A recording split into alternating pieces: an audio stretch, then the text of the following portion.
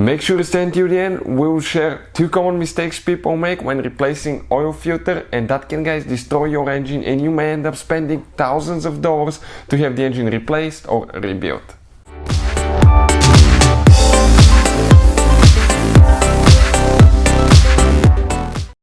Hey guys, welcome back to Auto Repair, guys. Thank you guys for watching and subscribing to the channel. Today will be very quick video, guys, for any of you trying to find the oil filter on Dodge Challenger with a V6 3.6 engine. Stay with us, we'll explain where it's located. If you have other engines, it may be helpful as well. And common mistakes people make when installing or removing the oil filter that can actually destroy your engine. We'll explain why, so make sure you stay until the end, and we'll cover super helpful information that can save you thousands of dollars in the long run. So before we start, let me tell you a little bit about us. Every single car we get here at the garage, guys, we try to make at least 200 to 300 free repair videos. Why we do that? Because our mission in the shop is to save you as much money as we can. All we need in return, please subscribe to the channel and like the video. If you need to buy any parts, tools for your Dodge Challenger or any car you want to save quite a bit of money, get them at a really good price and quick shipping, check out the link in the description of the video below. That's where we get all our tools and supplies from. So let's start on it now. So what we have specifically here, guys, this is a 2018 Dodge Challenger that we'll be working on, and a few things that I want to mention here now. So that's how you are going to see the engine with the cover and everything else. That's a 3.6 VVT engine. Now, if you drain your oil, you're underneath, you're trying to find the oil filter, and you're first time working on that thing, it's normal to be confused. You will not be the only one, guys. If you pay attention right here, guys, okay? Before we start, let me just tell you one thing.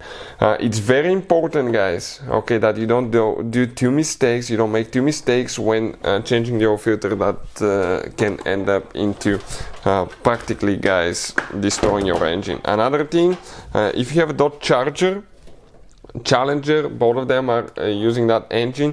Many of you asked us about good diagnostic tool. We decided to share that information with you quick.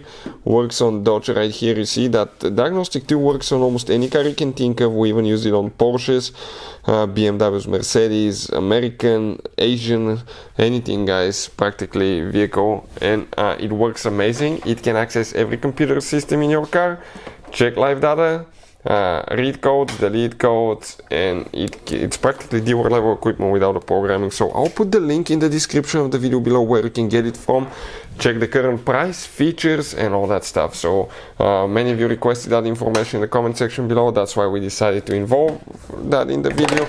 And something else, if you have questions about anything else, just leave a comment below. When we have a chance, we'll make a video.